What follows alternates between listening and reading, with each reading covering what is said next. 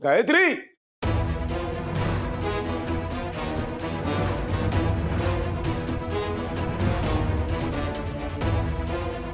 दादा आला.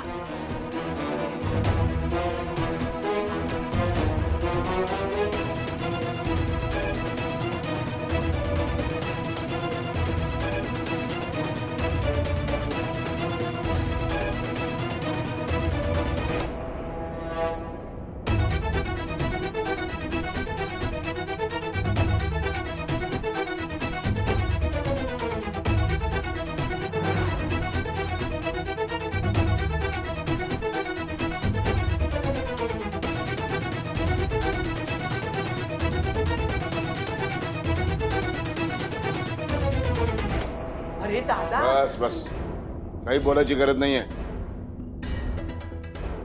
मी माझ्या माग काय काय बोलता माझ्याबद्दल, तुमच्या मनामध्ये माझ्याबद्दल किती आदर आहे, प्रेम आहे, निष्ठा आहे, सगळं ऐकलंय मी, सगळं कळलंय मला. समजून चुकलोय मी आता.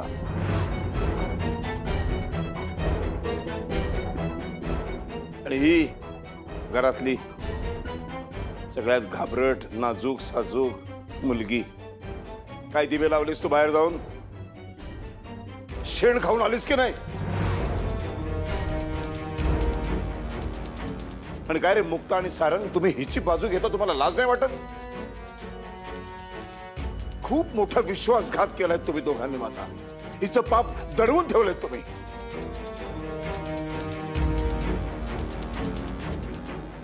दादा दादा दादा हे बघा, योग्य वेळी आम्ही तुम्हाला सांगणारच होतो, पण अरे कुठली योग्य वेळ?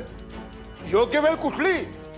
सगळ्या लोकांनी आपल्या तोंडाला शेण फासल्यानंतर, काळीबा फासल्यानंतर, कया या पोरीचा अनवरस ते पोर जन्माला आल्यानंतर तिच्या बारशाच्या दिवशी सांगणार होतास, ती योग्य वेळ होती?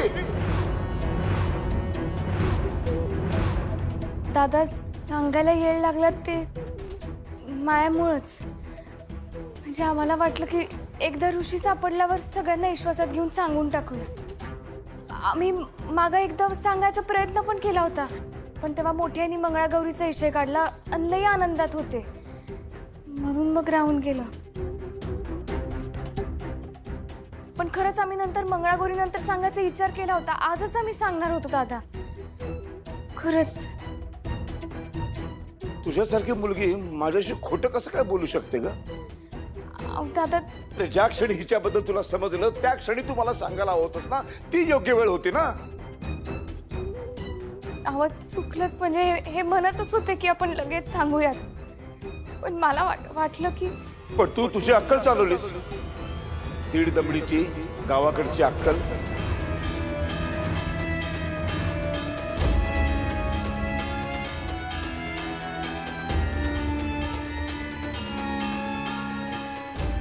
अडाणी,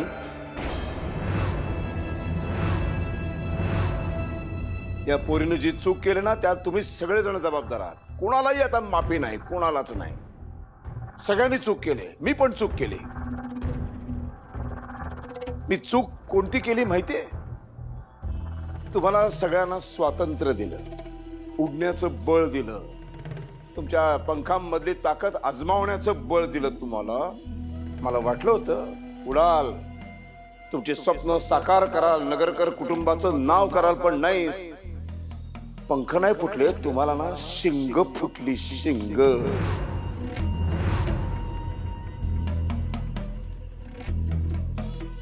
आता ती छाटण्याची वेळ आली.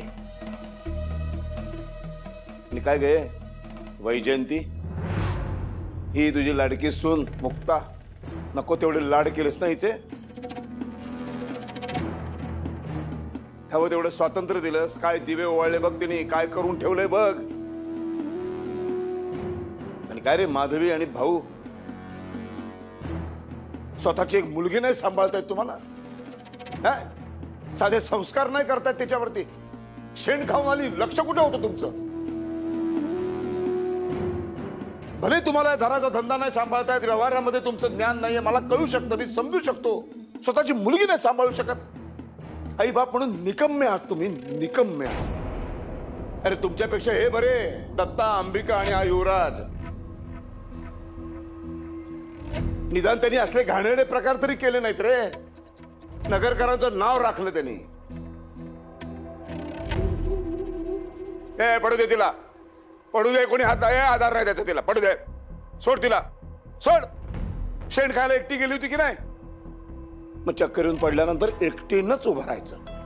उभी राहा.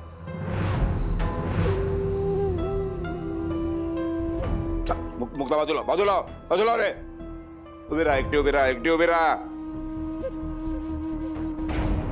आणि ही मागची म्हातारी, तुमच्या सगळ्यांची लाडकी.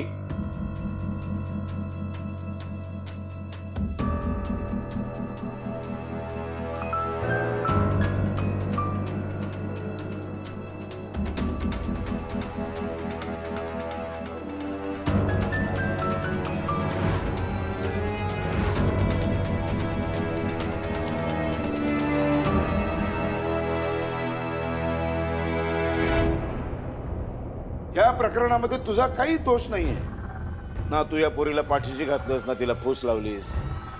तुला हे सगळं कदाचित माहित पण नसेल, पण तरी सुद्धा या सगळ्या प्रकरणाचं मूळ तू आहेस.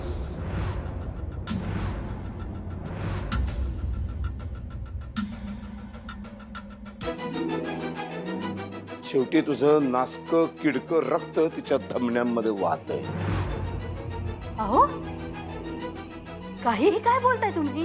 एक मिनिट, एक शब्द बोलायचा नाही मध्ये, एक शब्द पण कुणी बोलायचं नाही मध्ये. आता माझ्या मध्ये कुणी पडायचं नाही. इथे जे घडेल ना त्याचा तुम्ही कधी विचार पण केला नसेल. काय कमी केलं ग म्हातारे तुला?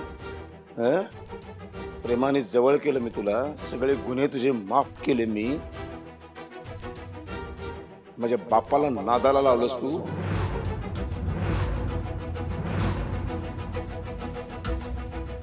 हे घर बळकावण्याचा प्रयत्न केलास.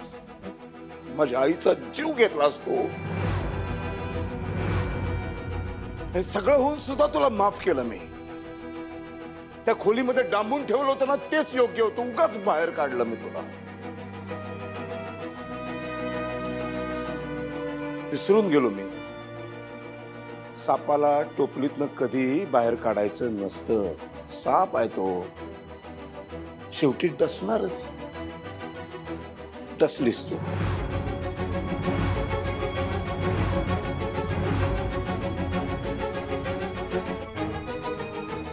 तुझं ते निलाजरेपणाचं नासकं घाणेरडं रक्त तुझ्या सगळ्या लोकांच्या धमन्यांमधून वाहतंय. त्यामुळे या अपराधाची पहिली शिक्षा तुला व्हायला पाहिजे. साप पुन्हा टोपलीत घालण्याची वेळ आलेली आहे.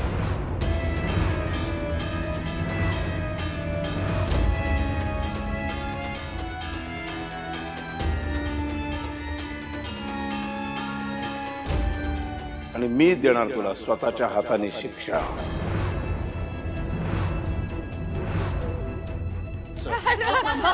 कोणीही मध्ये पडायचं नाही. कोणी मध्ये पडायचं नाही. आता जर कोणी मध्ये पडला तर आता इथे जे घडेल ना त्याचा तुम्ही कधी विचार पण केला नसेल. चल चल.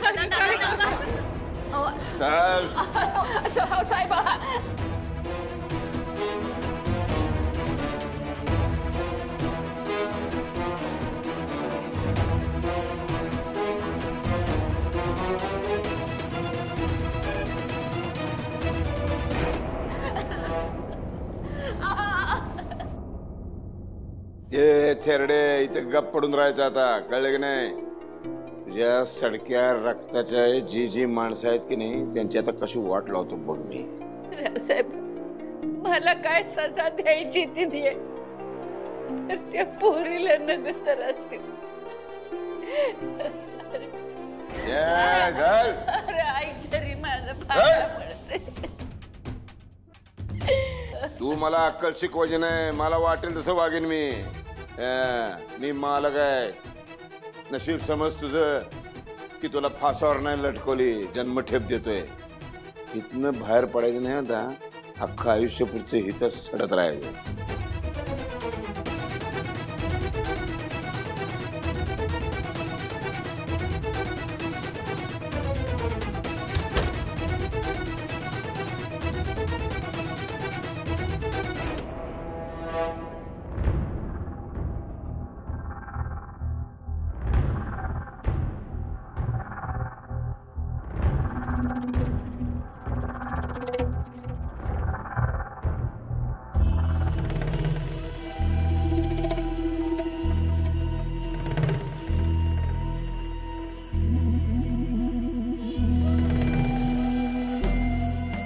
आता सगळ्यांनी माझ्याकडे बघून मी काय म्हणतो ते कानामध्ये प्राण आणून ऐका.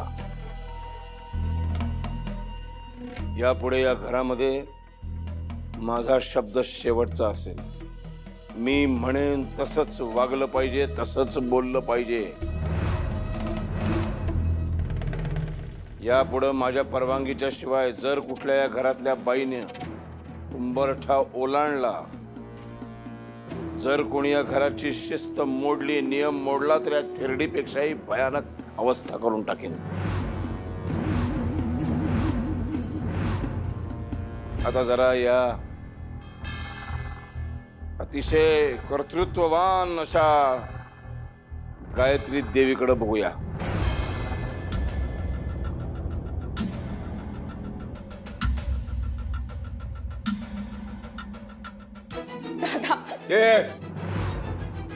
तुझ्या घाणेरड्या तोंडात मी दादा म्हणायचं नाही, माझं नाव पण घ्यायचं नाही.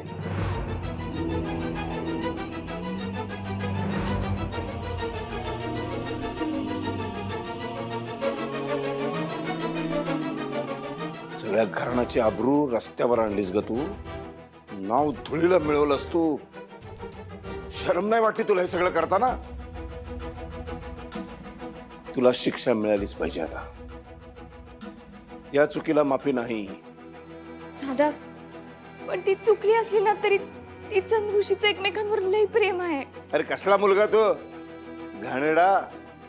तो नालायक मुलगा आहे. तो काय प्रेम करणार? हे नुसतं प्रेमाचं नाटक केलं, खेळ खेळला आणि गेला पळून. आवताई पळून नाही गेलाय. त्याचा फक्त घराचा काहीतरी प्रॉब्लेम झालाय. पण तू येईन. तो मुलगा वाईट नाहीये. अरे वाईटच आहे तो मुलगा. लग्नाआधी असली थेर करणारा मुलगा वाईटच असतो. कुठले संस्कार नाहीत त्याच्यावर. हे मला हे कळत नाही, या पोरीला लक्षात नाही आलं. तुझ्यावर तर नगरकरांचे संस्कार होते ना ग. मग कुठे चुलीत घातलेस ते का घराच्या बाहेर पडताना घरामध्ये ठेवून गेलीस? तुला सोडणार नाही मी आता. तू नगरकरांचं खानदान धुळीला मिळवलेलं आहेस. आता तुला शिक्षाही होणारच. अशी अद्दल घडवींना आयुष्यभर लक्षात ठेवशील तू.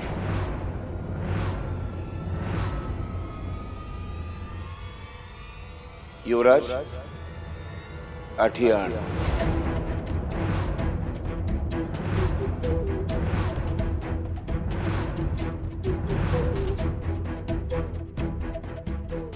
युवराज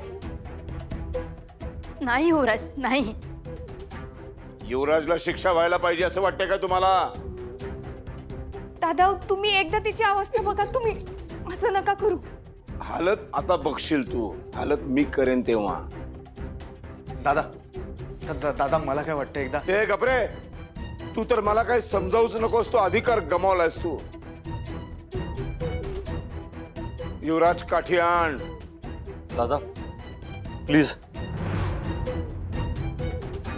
अहो मारू नका तिला. अनर्थ घडेल. बघा एकदा तिच्याकडे जरा.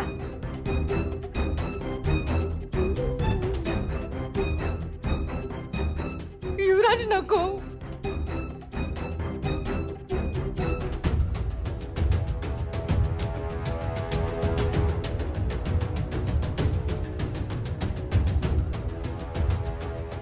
हो चुकतंय तुमचं. असं नका वागू.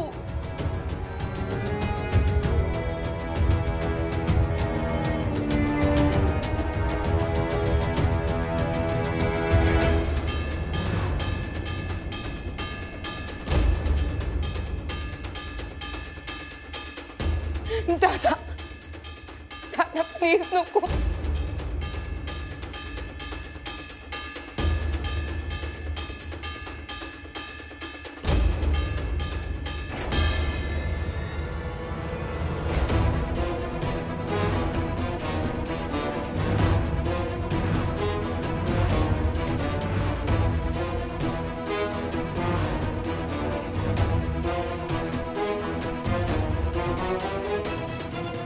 मध्ये येण्याची हिम्मत कशी केलीस तू? एवढा तुला मान दिला, सन्मान दिला, स्वातंत्र्य दिलं, कौतुक केलं. तू माझाच अपमान करतेस.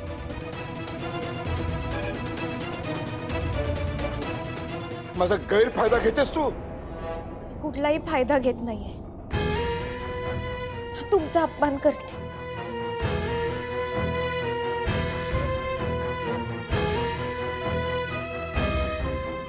एवढंच म्हणते की एकदा तिच्या अवस्थेकडे बघा. पोटुशी आहे ती. तिच्या पोटातलं बाळ जरी अनैतिक असलं ना तरी गर्भवती आहे ती. एका गर्भवती बाईवर हात टाकणं हा तिने केलेल्या पापापेक्षा मोठं पाप आहे.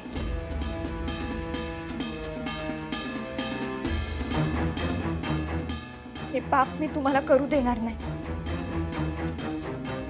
तुम्हाला शिक्षा द्यायची ना, तुम्ही मला शिक्षा द्या. हवं तितकं मारा, पण गायत्रीला काही करू नका.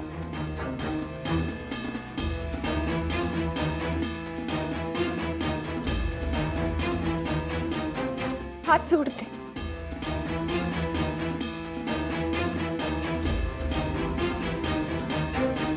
ठीक आहे, हिला सोडतो मी.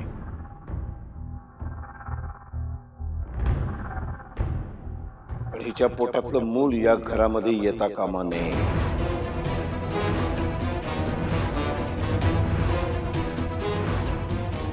अनैतिक मूल या घरामध्ये दिसता पण कामा नये.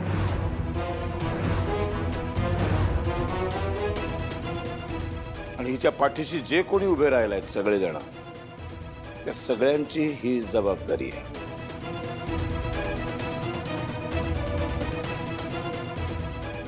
यापुढे तुमच्या कुणाही बरोबर मला जेवणाची इच्छाच नाही. तुमचं थोबाड बघायची पण इच्छा नाही. दत्ता, अंबिका, यापुढे या घरातल्या जेवणाची व्यवस्था तुम्ही बघायची. हो दादा. मी जे अन्न खाईन त्याला या कोणाचा स्पर्श सुद्धा होता कामा नये. तुम्ही म्हणाल तसं दादा. आणि ए गायत्री, मी काय बोललोय ते नीट लक्षात ठेव. आणि असं जर झालं नाही तर माझ्यातला बाप आणि माणूस दोन्ही मेलेले असतील.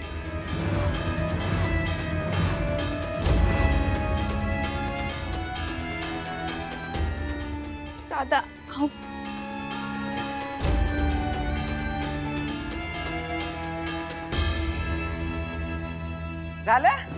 झालं ना समाधान?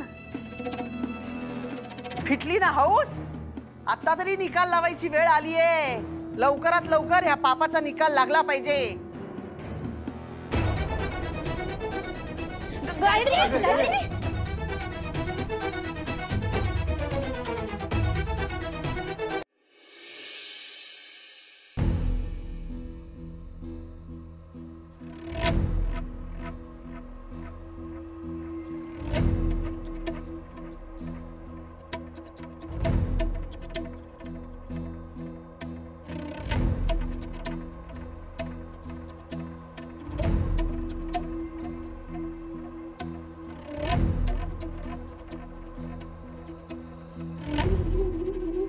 देवी आई, संकट येत राहत्यात, त्यात काहीच नवीन नाही.